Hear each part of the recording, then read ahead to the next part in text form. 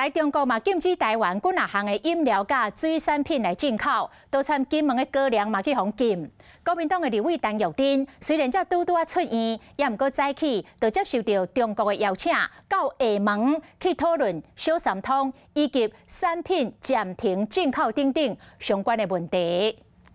千粉红色西装外套、披围巾，立委陈玉珍一透早出现伫松山机场，并且拄好随接受中国邀请，都是因为。 不管是小三通或者是金九销往道路这件事情，都是一个没有办法等待的事情。实在袂当搁拖，因为台湾输入中国的产品总共3232件，一共2409件封暂停进口，干那水产品就887项。根据小数统计，已经有超过2800间业者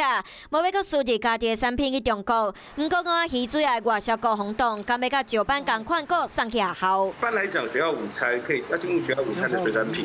都是鱼的部分一定要，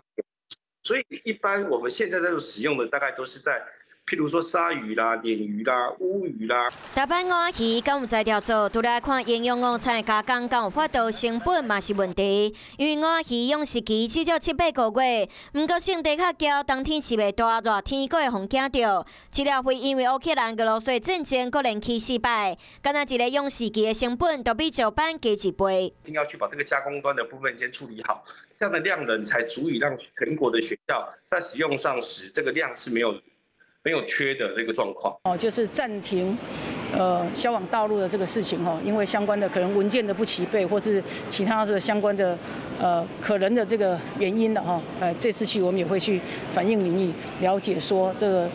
到底是需要怎么样具体的文件。产品到底是安怎的轰动？对立委到业者拢想要摸清楚，若无就伫要过年，这鱼产要安怎卖，恐惊嘛会变作一个难题。